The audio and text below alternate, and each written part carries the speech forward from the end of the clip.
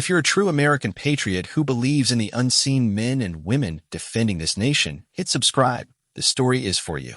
Berlin, 1953. The city was still bleeding from the war, half rebuilt, half buried. Rubble formed walls between ideologies, and every street had ears. On one side stood the Americans, French and British. On the other, the Soviets with their endless files, watchers and soldiers. Beneath the divided skyline, the Central Intelligence Agency saw an opportunity, a line beneath the line, where cables whispered secrets the world above would never hear. The project was filed under Operation Gold. Only 8 men at Langley knew the full scope. Officially, it was a joint U.S. British technical survey. Unofficially, it was a spy tunnel that would burrow from West Berlin under Soviet-occupied territory, an act of war disguised as infrastructure. Daniel Hayes, 34, was chosen to lead on-site coordination. A former Army engineer turned field operative, he had built bridges in Korea and destroyed them in the same week. He didn't drink, didn't boast, and didn't ask why a line on a map was worth risking an international incident. Orders were orders. He arrived in Berlin under a cover assignment with the U.S. Army Signal Depot in Rudo, his credentials genuine enough to survive a checkpoint inspection. The Soviets had informants everywhere, but Hayes's paperwork was flawless. Even the pay slips matched.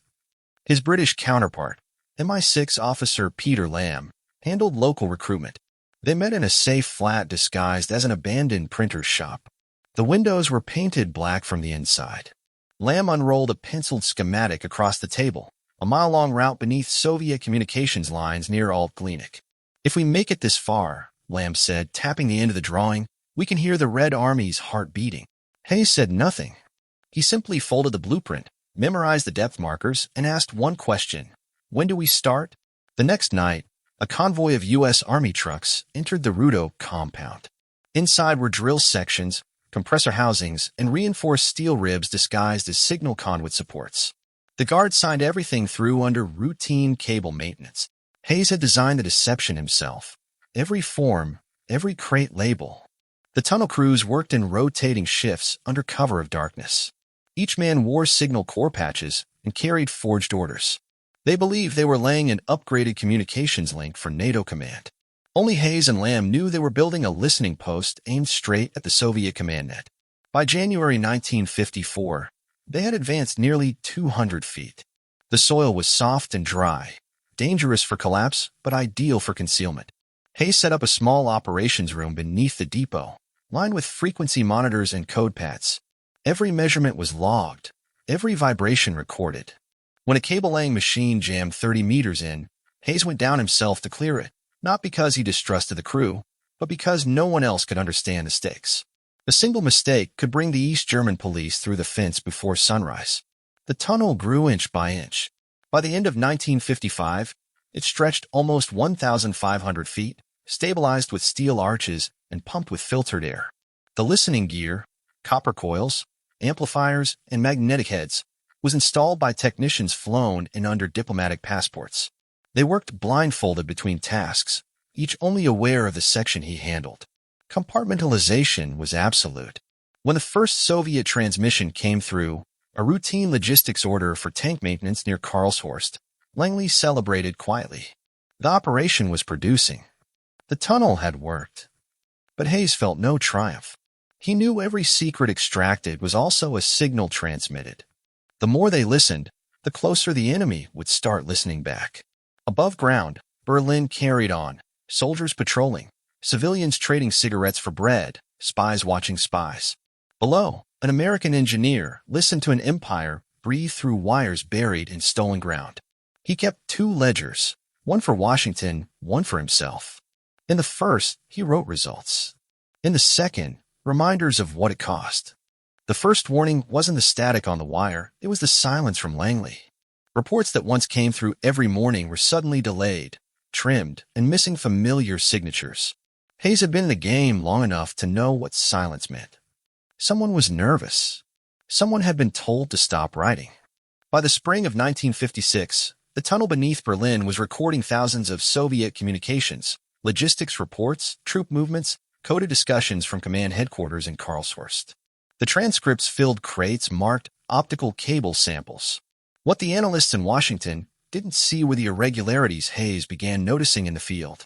Soviet engineers performing random maintenance checks. Patrol routes changing with unnatural precision. These seemed to be probing for something. Hayes brought it up with his MI6 counterpart, Peter Lamb, inside their safe flat above the disused printer's shop. Lamb dismissed it at first. They always test us, Daniel. Countermeasures are a Soviet hobby.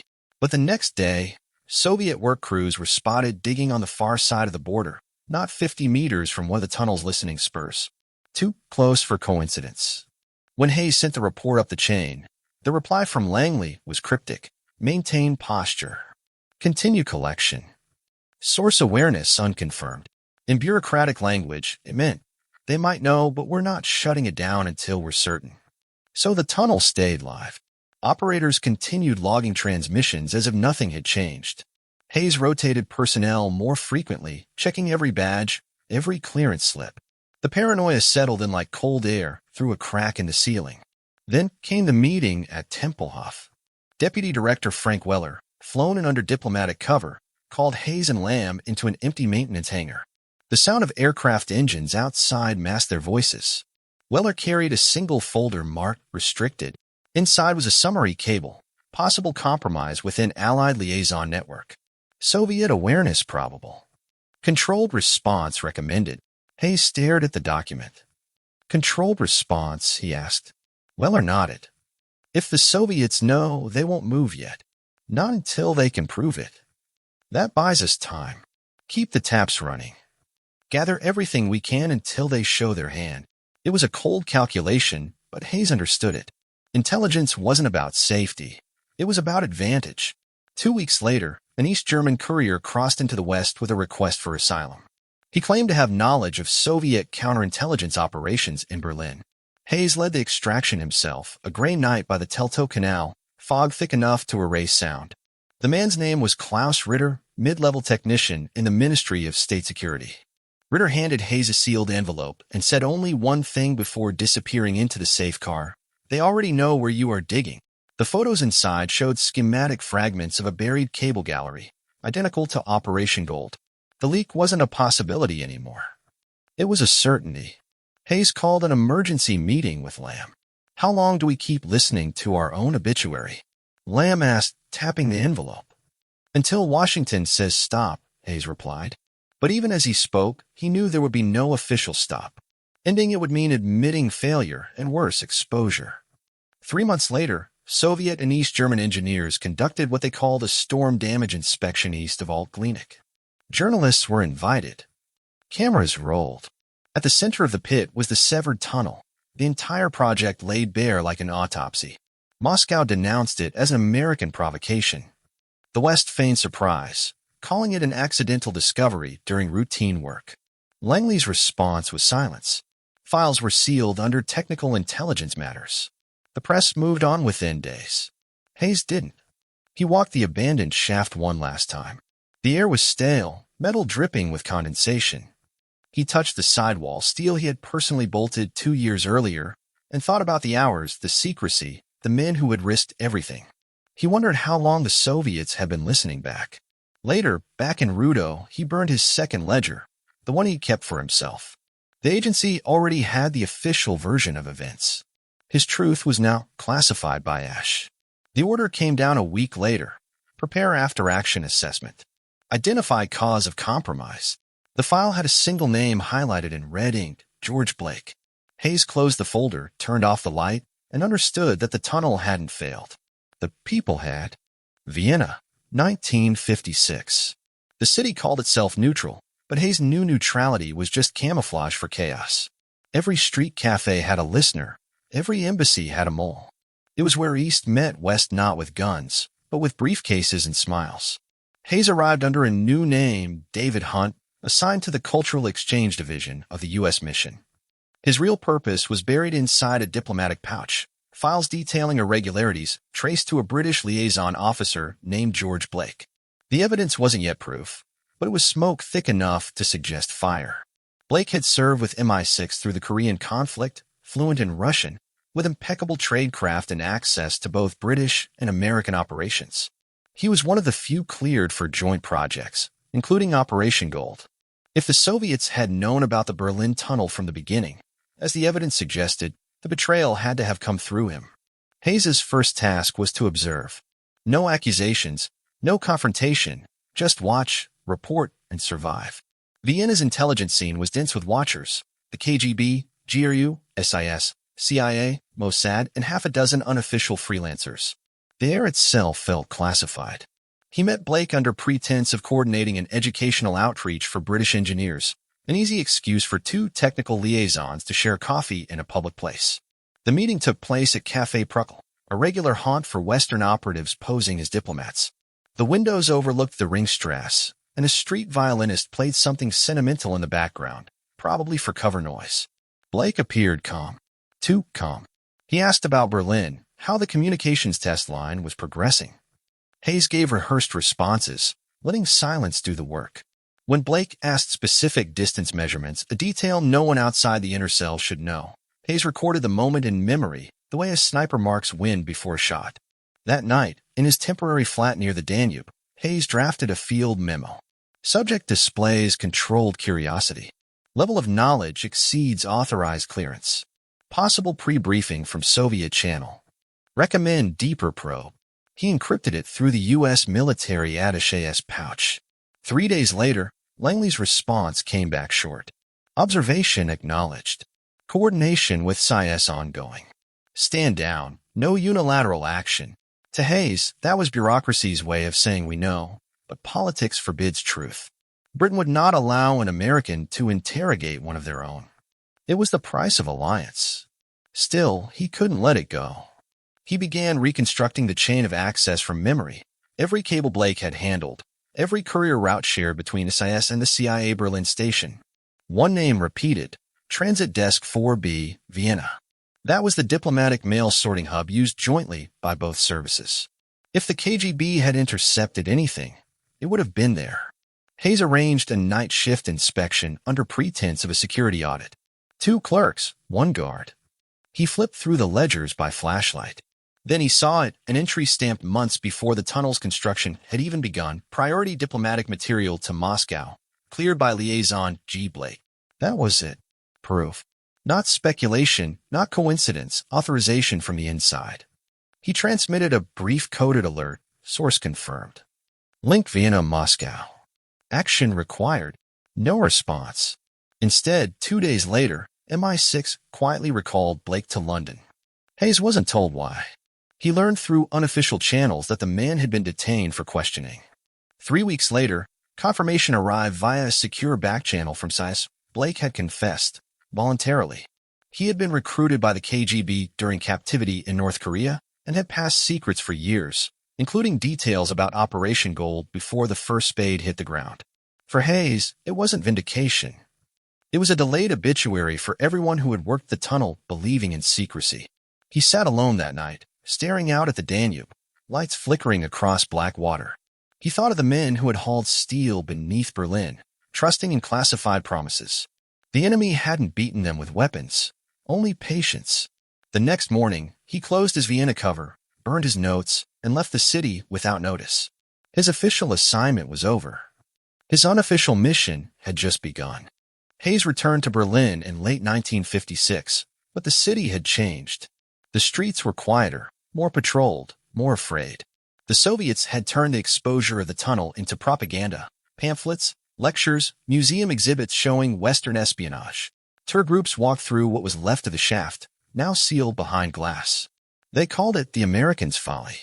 Hayes didn't care about the politics. He cared about the breach. A leak of that scale didn't end with one man. George Blake had confessed. Yes, but Blake hadn't built the deception alone. Someone had protected him, moved his clearances, ensured his cables bypassed review. The question that mattered now wasn't who leaked the tunnel. It was how high did it go? His reassignment orders came directly from Langley, assist in damage assessment, report to European Division. That meant writing clean summaries for senior officers who would never read them. Bureaucracy disguised as justice. But Hayes couldn't let it die on paper. He started mapping every procedural gap the leak had passed through. Communications desks, courier drops, liaison approvals, oversight committees. The pattern was too deliberate to be coincidence. Someone had cleared Blake's access deliberately, long after his suspicious behavior began. His only contact inside Langley, he trusted, was Marion Keller, an analyst in counterintelligence. She had been one of the first to question the tunnel's exposure. They'd met once in Washington, long enough for Hayes to know she didn't believe in coincidence either. Through coded cables disguised as logistics summaries, Keller fed him information piecemeal, intercepted Soviet chatter, internal audit trails, quiet resignations. One message from Keller stood out. Pattern suggests multiple points of compromise. Possible coordination between Soviet residentura and Allied administrative offices. Review signatures, Wells, Donovan, J. 3 names. All senior. All untouchable. Hayes forwarded nothing to command. Instead, he began quiet field checks, tracking travel records, meetings, and conference rosters. Every one of the three had crossed paths with Blake's liaison network in Vienna. The chain led through Washington to London and back to Berlin. The tunnel had been doomed long before the first concrete ring was laid. Late December, a courier dropped a sealed envelope in Hayes's flat. No markings, no sender. Inside was a single page. Stop digging, ghosts. Your file is under review. D/ops. He burned it. Orders like that weren't meant as advice. They were warnings. That same week, Keller stopped responding. Her last message came through routine cipher traffic, going dark temporarily. Eyes on me. She vanished from the logs after that. No one mentioned her again. Hayes shifted to groundwork. If the paper trail was poisoned, the human trail might still speak. He met with retired Berlin station personnel, engineers, translators, drivers, anyone who had touched the project indirectly. One technician, a quiet man named Halvorsen, told him something that didn't match the record. During early construction, shipment had arrived marked for British Technical Group 9, a designation Hayes didn't recall approving. Those crates bypassed his manifest entirely. Inside them, Halvorsen said, were transmission coils and recording amplifiers, more than they needed. Extra capacity. Someone had duplicated their feed. Hayes checked the archived maintenance logs. A parallel line had been run, branching off the main intercept feed before it left the tunnel, routed through a second relay near the British sector. That meant while the CIA and MI6 were listening to the Soviets, someone else had been listening to them. He wrote one last field memorandum. The tunnel was not only compromised from within, it was mirrored. We were transmitting in both directions. The file never reached Langley. 2 days later, his Berlin credentials were revoked, and a replacement officer arrived to facilitate closure of outstanding matters. Hayes handed over his keys, saluted, and left without ceremony.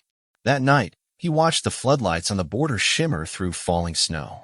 He realized the Cold War wasn't fought by armies. It was fought by silence, and silence always had a price. Langley called it routine rotation.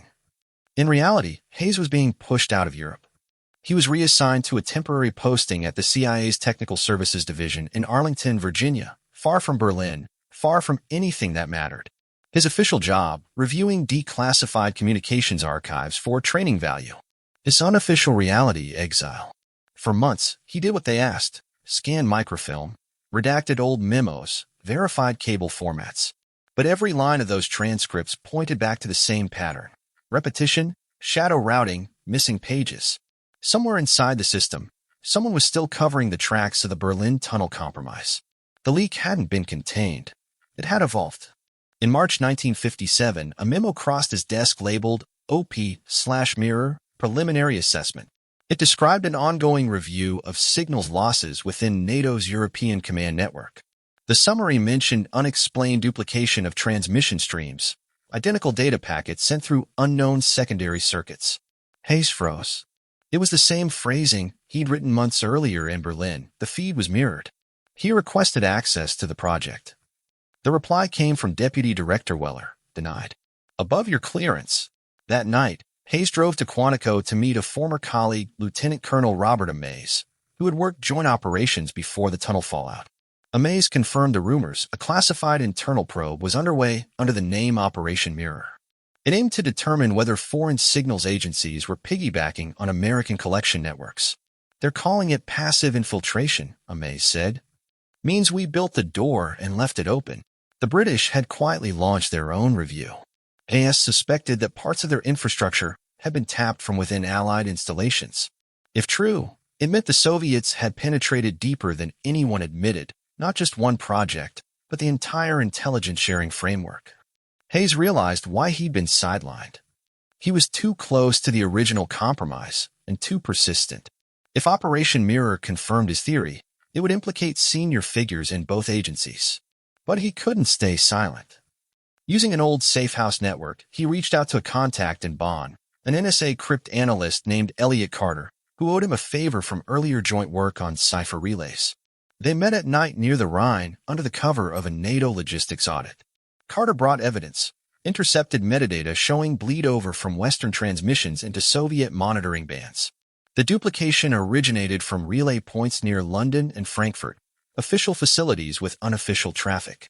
This isn't sabotage, Carter told him. It's integration. Someone built the loop intentionally. Who signed off on it? Hayes asked. Carter hesitated. Your own deputy director's name appears on the authorization logs. Weller. Hayes returned to Washington under diplomatic transport, keeping his findings off record. He requested an in-person briefing with the European division head. The request was ignored. 2 weeks later, his office was searched for security compliance. His notebooks, coded summaries, and private correspondence were confiscated. Then came the meeting. Weller himself called him in. The tone was polite, the message wasn't. Daniel, you've done remarkable work, but it's time to let go. The tunnel was a lesson, nothing more. There's no mirror, no conspiracy. Just mistakes that won't be repeated. Hayes stared across the table.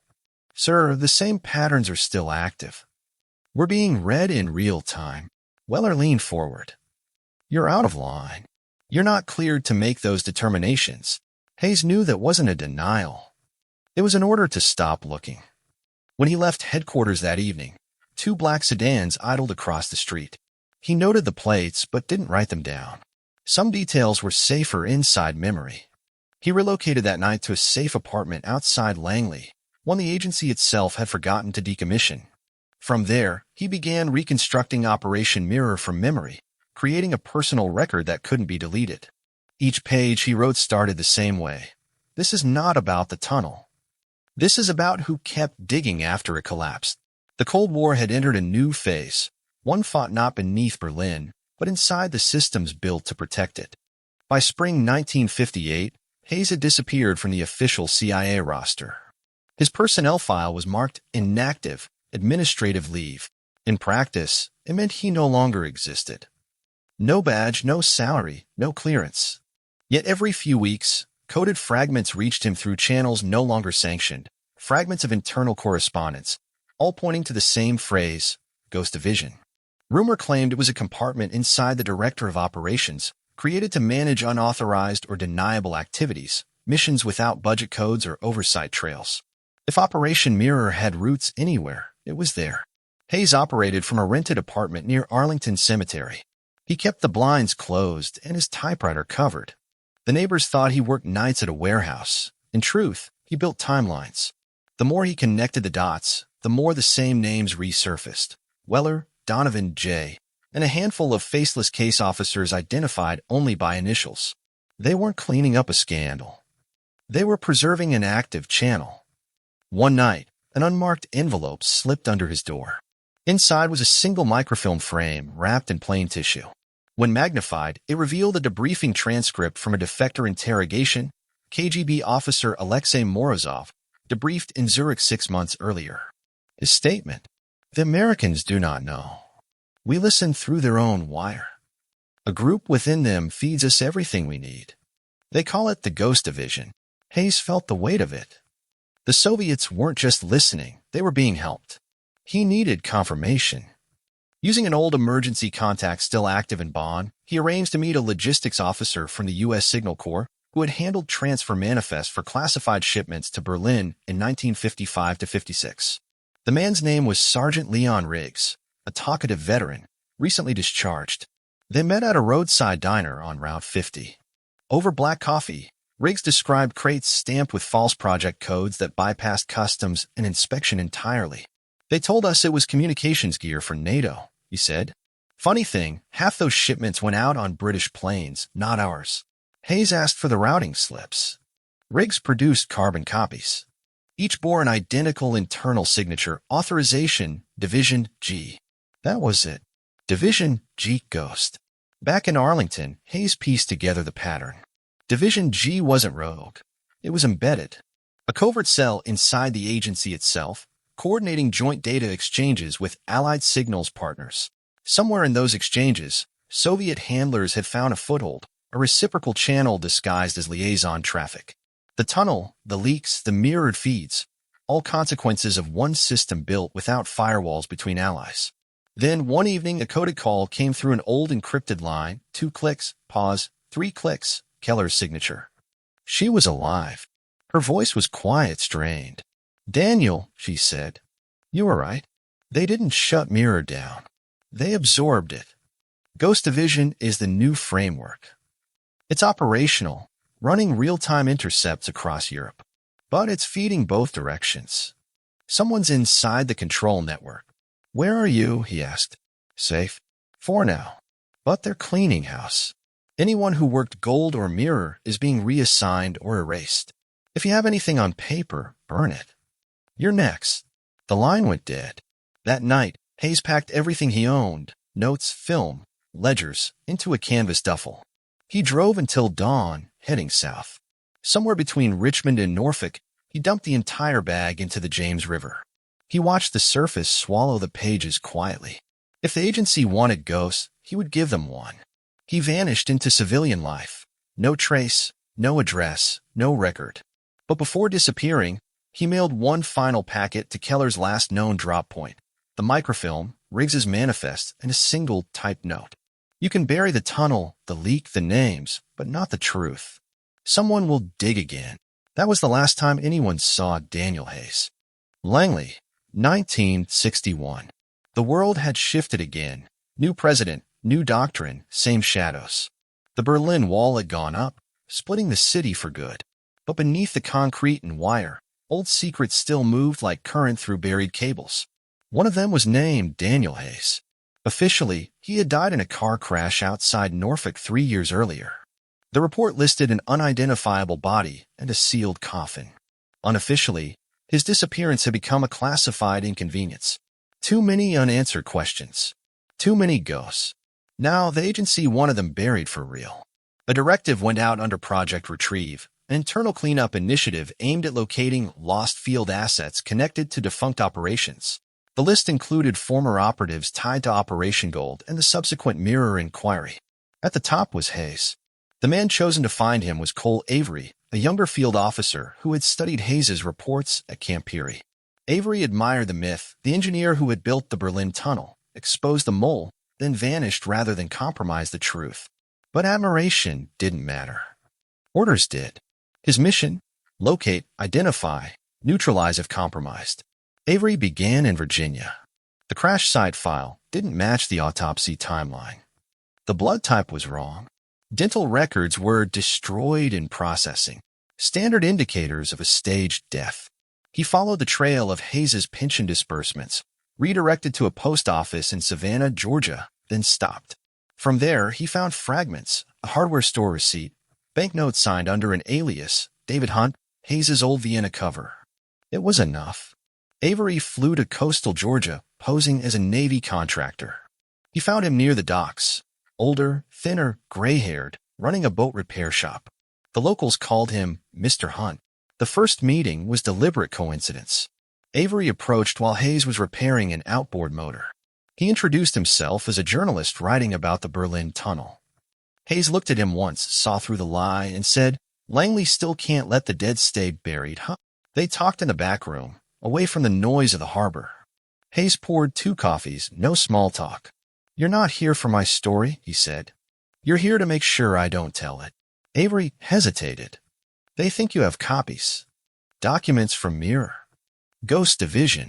Hayes shook his head slowly. "Copies burn. But memory doesn't. That's what scares them." He slid a small envelope across the table.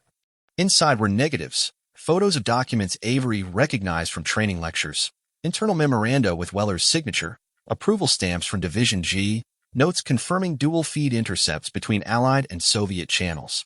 Proof that the tunnel's compromise had become systemic policy. "Why give this to me?" Avery asked. "Because they'll erase you too, once you've done your job," Hayes said. "You're walking the same circle I did. They'll make you part of the file." Before Avery could respond, a car horn sounded outside. Hayes's expression changed instantly, years of field instinct triggering all at once. "They found us," he said quietly. Through the window, Avery saw a black sedan idling by the pier. Federal plates, 2 men inside. He recognized the type, internal security, not law enforcement. Hayes opened a floor hatch behind a counter. "Go now. Take the envelope. If you want to know who built Ghost Division, look at who signed your travel orders." Avery hesitated only a second, then climbed through the hatch. By the time he reached the dockside alley, the sedan's doors were opening. Shots followed too, then silence. When he looked back, the shop was on fire. Hayes was gone. Later, Avery opened the envelope under a motel lamp. On the back of one photograph, Hayes had written a single line. The enemy was never outside the wire. That night, Avery burned the rest, but not before memorizing every name. Langley, 1963. The Cold War had settled into routine tension. Satellites replacing spies, code replacing courage. Files from Operation Gold and Mirror had been locked behind 6 levels of clearance, marked restricted, not for release until 2000. But secrets never expire. They just wait. Cole Avery returned to Washington under diplomatic cover. Officially, he had completed Asset Retrieval Phase 3. Unofficially, he had questions that couldn't be asked on paper. He was scheduled for a debriefing with Deputy Director Weller, the same man whose signature appeared on Hayes's leaked documents. The meeting was held in a windowless room in the old headquarters building. 1 table, 2 chairs, no recording device visible, but one humming somewhere in the walls. Weller began without pleasantries. "Mr. Avery, I understand your mission concluded in Savannah." "Yes, sir," Avery said. "Asset confirmed deceased." Weller nodded, writing something on a pad. "Did you recover any materials belonging to him?" Avery paused just long enough to be noticed. "No, sir." The fire consumed everything. Weller's eyes flicked up briefly, a reflex of suspicion. A shame. Hayes was valuable once. But obsession corrodes judgment. "You'll learn that in time." "I already have," Avery replied. The conversation ended there. He was dismissed, escorted out, and told to await reassignment. But Avery didn't go home. He drove instead to a safe house Keller had once used, the same Keller who had vanished 5 years earlier. He hadn't mentioned her name to anyone, but he had kept the number Hayes gave him written inside the spine of his passport. The rotary phone connected on the second ring. Marion Keller, a woman's voice said, older, steady. Avery spoke quietly. "I met Hayes. He's gone." But he left a message. A long pause followed. Then she said, "I know. I saw the report before they buried it. You still have what he gave you?" "Yes." "Good.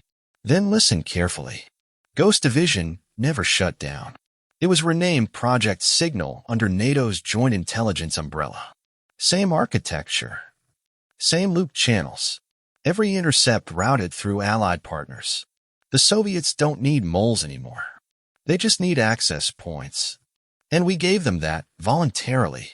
Avery's throat tightened. "Weller's still in charge?" "He's not running it," Keller said. "He's protecting it. You understand the difference." He did. Ghost Division wasn't a rogue cell. It was policy.